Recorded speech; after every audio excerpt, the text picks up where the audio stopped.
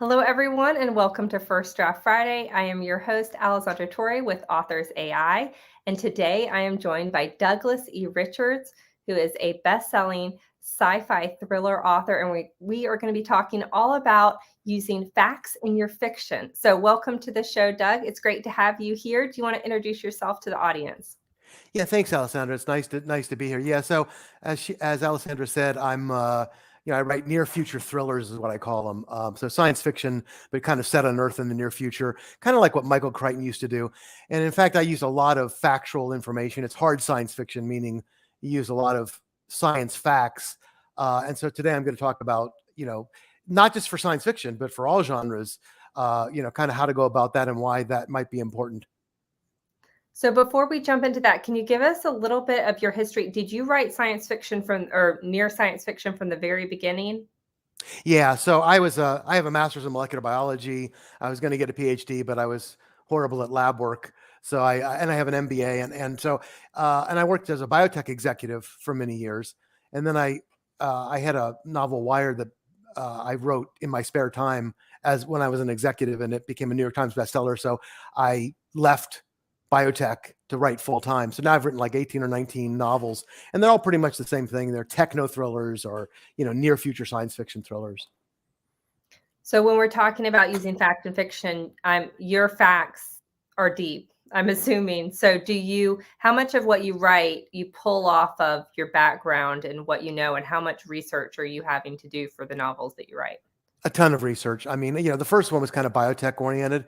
But after that, I get into things that are way beyond my education. But I mean, I guess the message that I would say to any writer is that human beings like to be challenged. They like to have their minds expanded. I mean, when we were in school, a lot of us rebelled, because it was kind of shoved down our throat.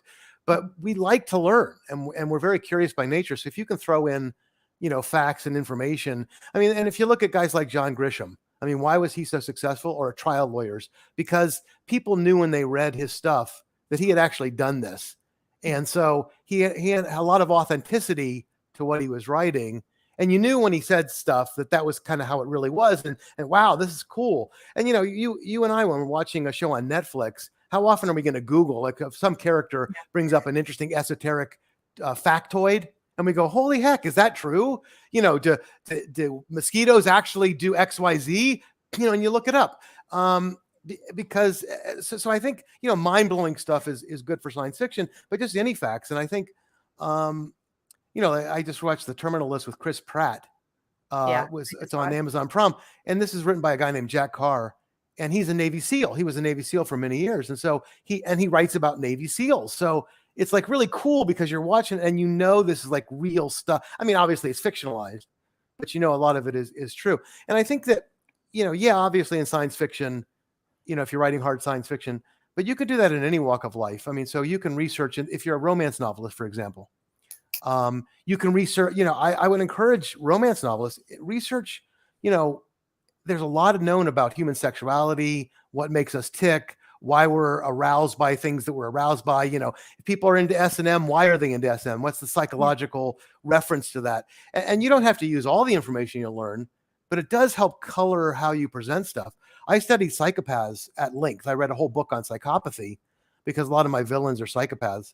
And it really helped me understand. I mean, and there's fascinating stuff that you can incorporate into your novels. 1% of the population are psychopaths. I mean, they're not all Hannibal Lecter. It's just, and you can see a psychopathy using an MRI. It's actually physiological. There's Really? changes in people's brains.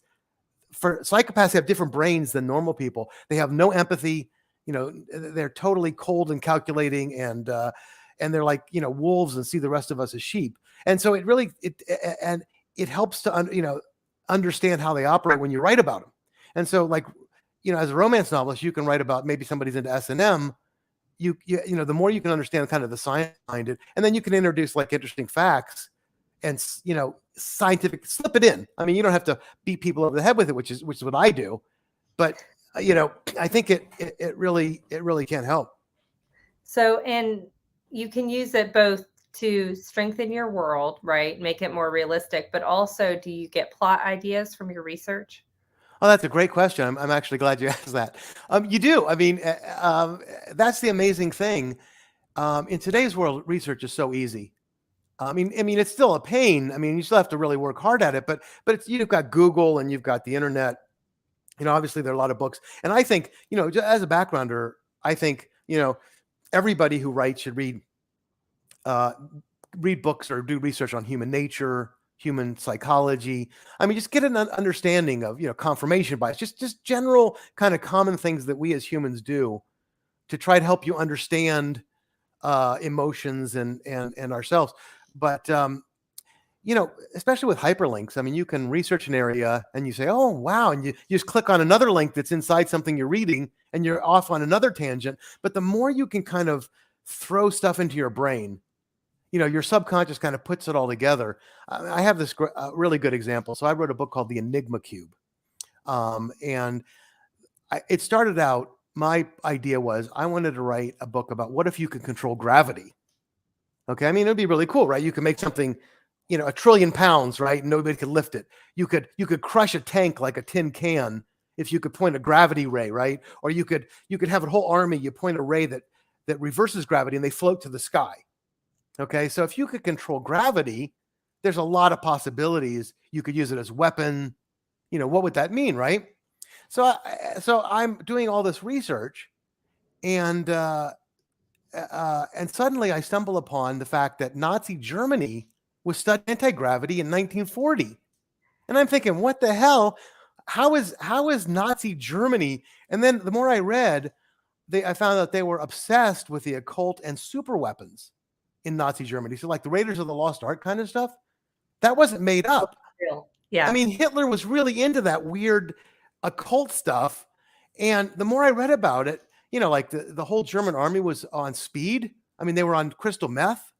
And when they did their blitzkrieg, they were all on crystal meth. They didn't sleep for 3 days. No wonder they could do a blitzkrieg. So I thought, this is really fascinating stuff. So I said, you know what I'm going to do? I'm going to kind of have like a character back in World War II, write a journal about some of this stuff so I could introduce this cool information in the book. Okay. And bring up that they studied. And then it became so interesting, that part of it. I said, I've got to link the two, the stuff I'm writing in the present and the stuff in World War II. And then more research. One thing you can do with gravity, if you could control gravity, gravity really is a dent in space-time. So gravity actually impacts space-time. That's what it does.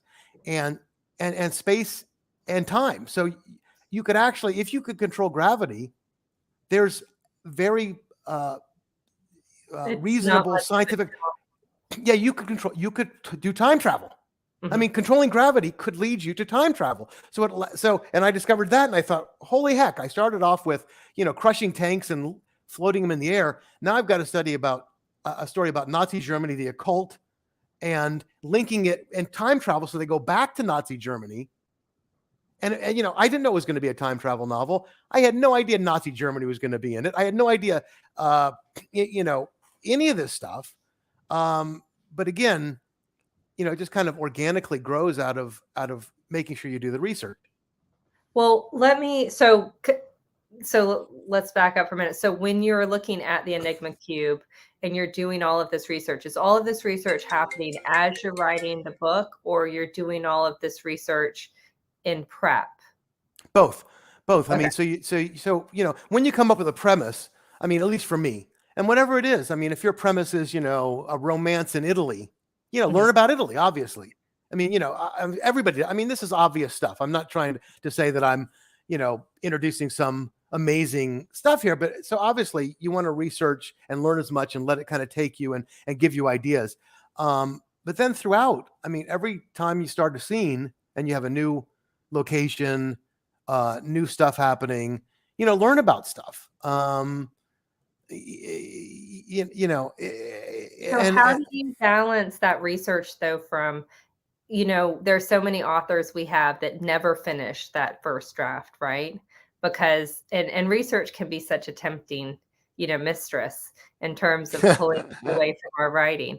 So, so how do you balance that where, are you writing a scene and you stop and you do research, or do you put placeholders in, or you try to do most of your research before? How do you balance all of that? I kind of do it really haphazardly. I mean, there's no rhyme or reason. When I get to a section where I think, well, I really don't know anything about this. Mhm.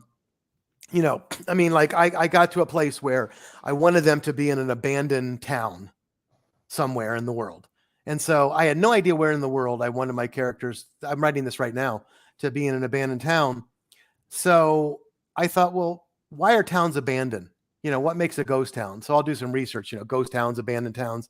And, you know, then I found out that, you know, obviously mining, if you mine something out, you know, you have a town around, you know, it's like kind of like Like mining the for purpose gold. of the town Yeah. is gone. Yeah. And so that can happen. And then I thought, well, you know, what's like the big thing to mine right now? Lithium, because of batteries, you know, everything's batteries. And then, you know, then I did research on who are the top lithium producers in the world, who's got the most lithium in their countries. It's China, it's Argentina. Bingo. I'll have the setting in a, you know, abandoned mining town that was mining lithium in Argentina. And then I could talk about battery technology a little bit and some really interesting facts about, you know, the whole battery world, which people are kind of interested in. Hopefully I'm not putting them to sleep, but anyway, so yeah, so you just kind of, I had no idea. It's just whenever I kind of get stuck or when I feel like I want to broaden something out, and there's so much that I don't know,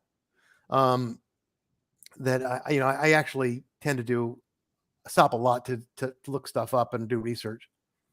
So, do you write in first person or third person? What's your point of view? You know, the first, this is my 20th adult novel. The first 18 were in third person. And then Mhm. I got so burnt out on writing. I mean, I was really burnt out. I mean, I don't know how you keep on. I mean, so far, I've been lucky that my fans seem to really like everything I've done. And every one, I keep on thinking, oh, this is the one that's going to be the disaster. You know, where every fan is going to say, oh my God, you know, he's really phoning it in now. And, and so that stresses me out because my fans are so darn nice.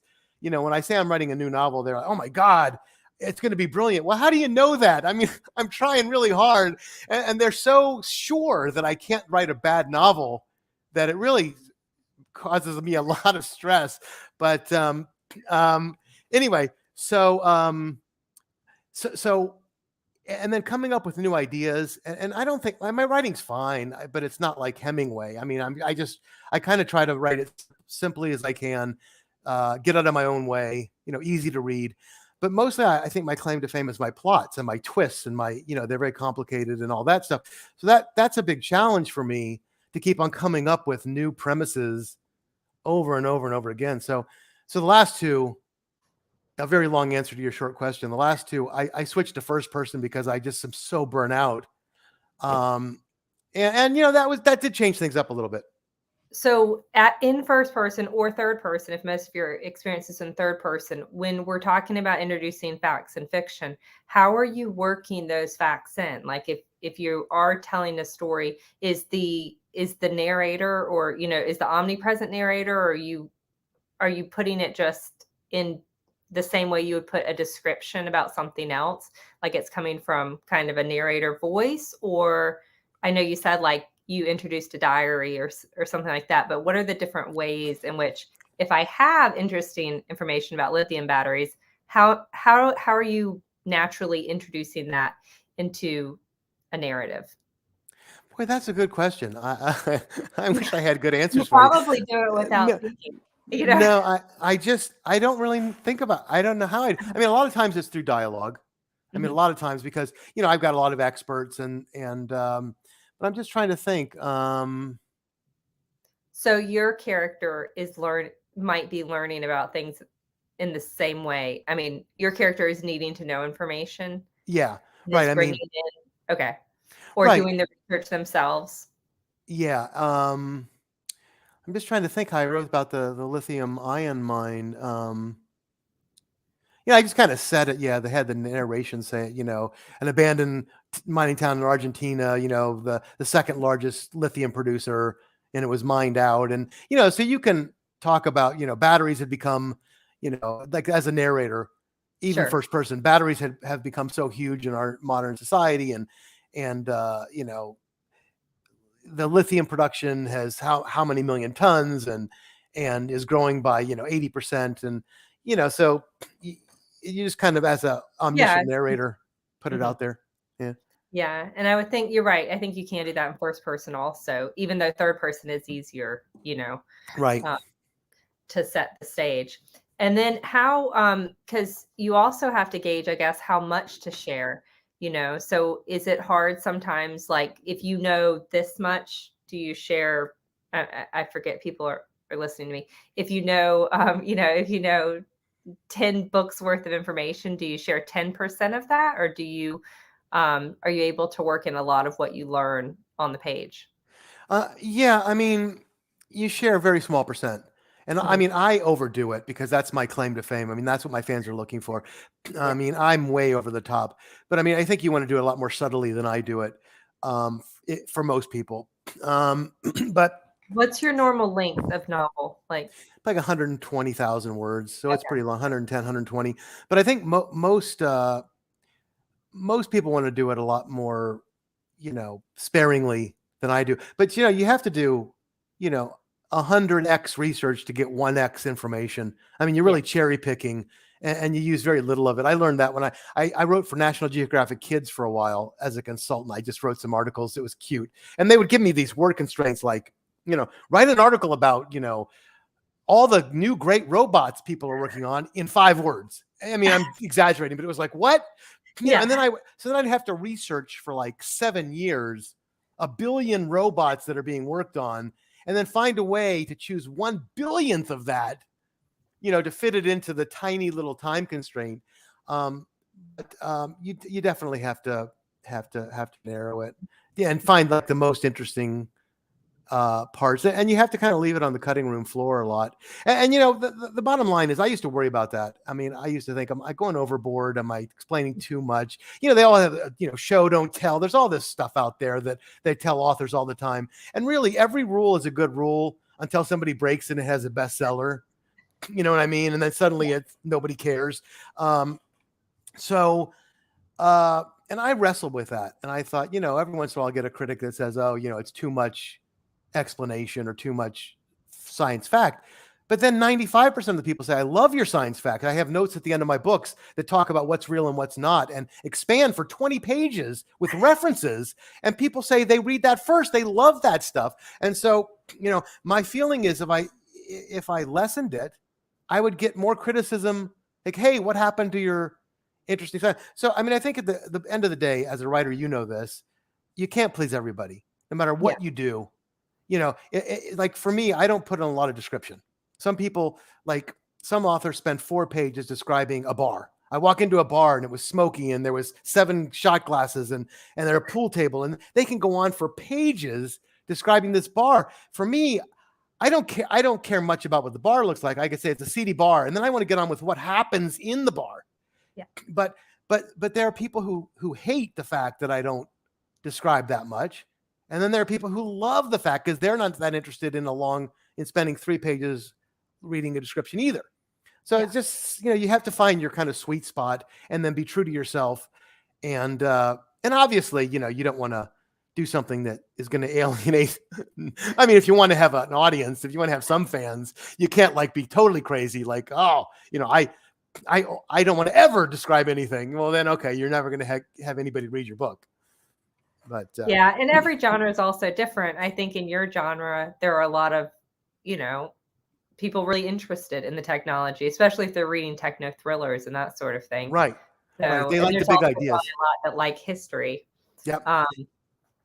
They like the big ideas, yeah. And I have never read a romance novel, so I have no idea what that's like. But so I won't even comment. But I'm sure that you do it brilliantly. I know you do. I think historical fiction is probably another one where amount of research. That's one of the reasons why I've never written historical, is because the amount of research involved to me is so daunting. Now, your near future. So how far in the future do you have to advance technology in terms of like flying cars and that sort of thing, or are you?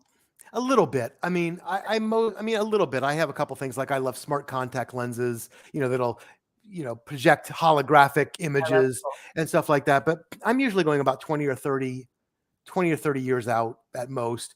But Okay. one comment though on the pain of historical research, I only did the two novels, that one I told you about in Germany, and then I set the sequel where they go to ancient Rome, Mhm. and wow, that was brutal. I mean, so I'm in ancient Rome, right? And I want to write a sentence like, uh, the centurion looked out through his kitchen window.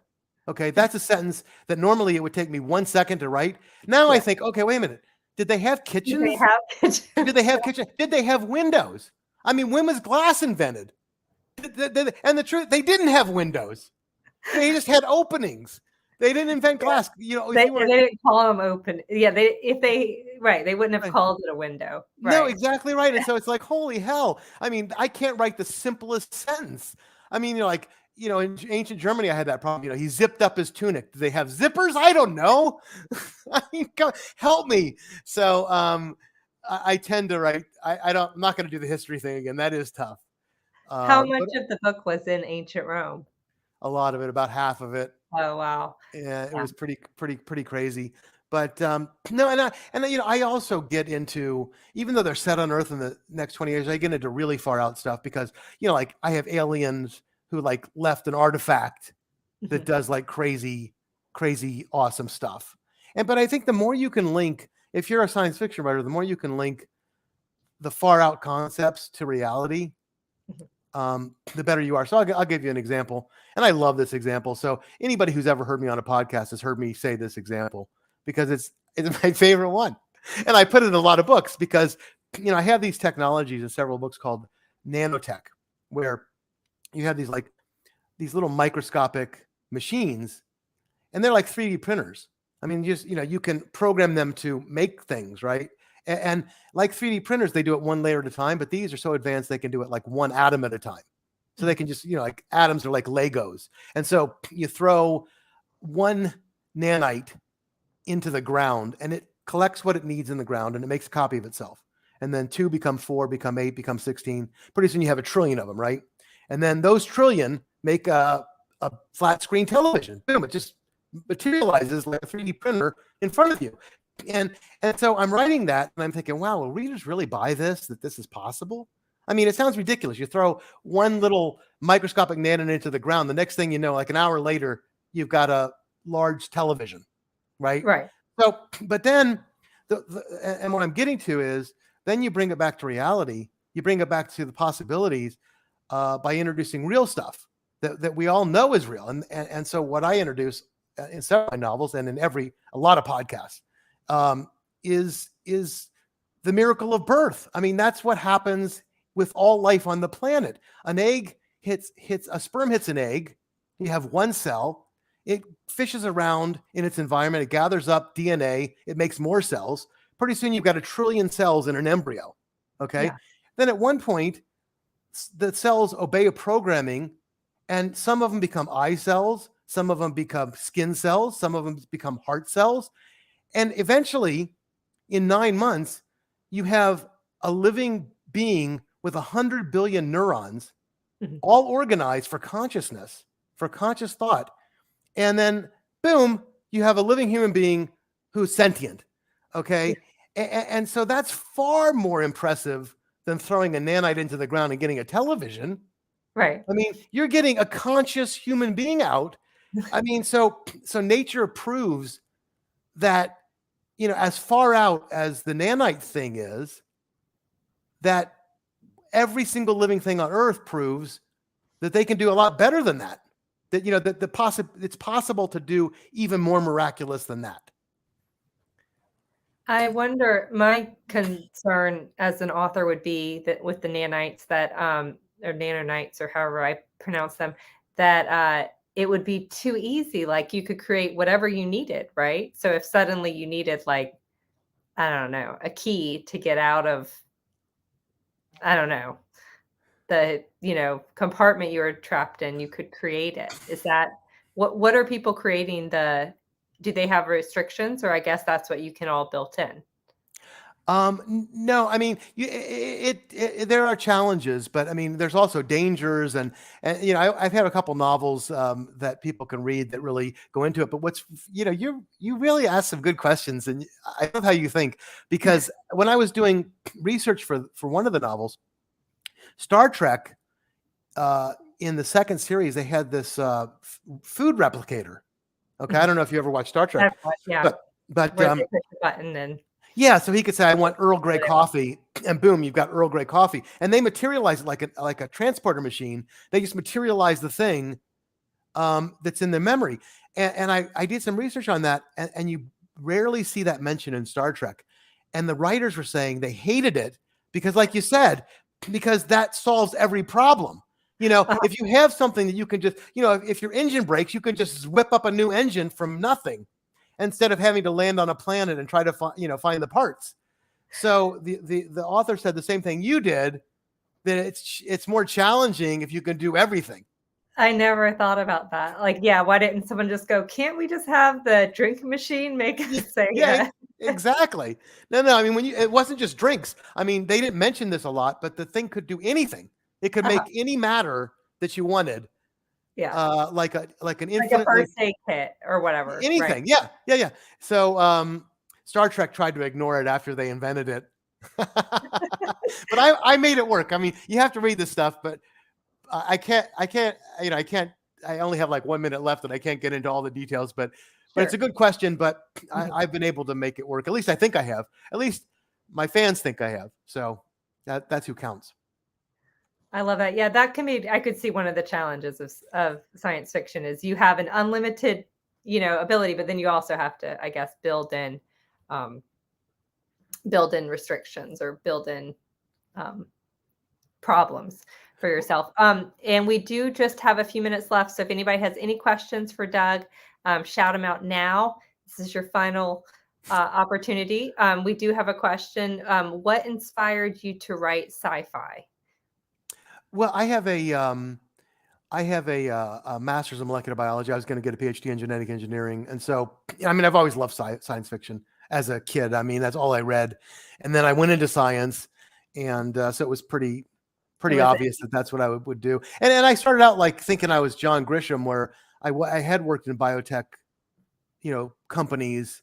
And I had, I had worked in vivariums where they basically torture animals to they shock rats and they put them through mazes, and I could describe that. And I thought, wow, this is really interesting. But you can only describe that in one novel and then you're done. Yeah. So anyway, any other questions? I'm sorry I didn't leave any time for questions. No, it's okay. Kit said, do you ask experts to check your facts? How do you find them? That's another good question. I read a lot of expert books. So in addition to Google, I read books.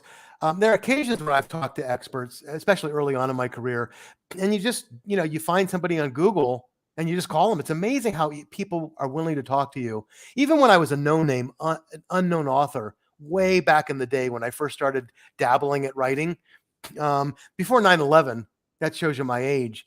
I was writing a novel and I wanted the bad guy to poison an entire water supply. So I was living in Princeton, New Jersey. So I called up Newark, New Jersey water department. And I asked the guy, I said, hey, I'm writing a novel. I mean, this is before terrorism and 9/11, but I said, I'm writing a novel. Didn't find this suspicious no. at all? And I said, I want the bad guy to poison the entire water supply. Do you mind if I stop in to your water treatment plant, get a tour? I'll bring a bunch of pizza. I'll bring like 5 pizzas for you and the guys, and you could give me a tour and tell. And he's giving me a tour. I mean, the guy's giving me a tour, and so he says, well, here's where the water comes in from the Delaware, and then it feeds in through here, and there's the big grate. And so I said, hey, so would you pour the poison right there? And he go, oh, no, that's too diluted. He said, what you'd want to do is you'd want to wait until it's in the reservoir, it's gone through all the cycle, and now when you put the poison in, it doesn't get diluted anymore. And I said, great, well, how secure is the reservoir? Oh, no, it's not secure at all. Kids are swimming in it every summer. They break in and they swim in it. And I said, they swim in the reservoir? Doesn't that go right to our tap? And he says, yeah, but you're allowed to have like 1 part per billion of filth in the water. And so I'm thinking, but it was hilarious because this guy's literally like killing himself to try to tell me the best way to poison the entire New Jersey water supply. Yeah. So people are really willing to talk to you. I love that. We do have another question from Caro, and she said, "What is your favorite way to research internet versus books versus interviews?" I mean, I think, obviously the internet is the quickest. And, Yeah. because of hyperlinks, you can kind of, when you don't really know what you want to learn, you can just kind of wander around. But but books are great. I mean, if you know the real topic, getting a quality book by an expert is the best. Yeah. Yeah, that's perfect. And that is a wrap. We are out of time, guys. But thank you so much, Doug, for coming on today and talking with us. And thank you to all of the great authors who joined us live and asked questions. If you enjoyed the show, please follow us on Facebook or subscribe to us on YouTube. And if you have not yet swung by authors.ai, stop by and visit Marlo. She is our artificial intelligence, speaking of tech, that can read your manuscript and provide feedback in just a few minutes. So try her out at authors.ai. Thank you so much.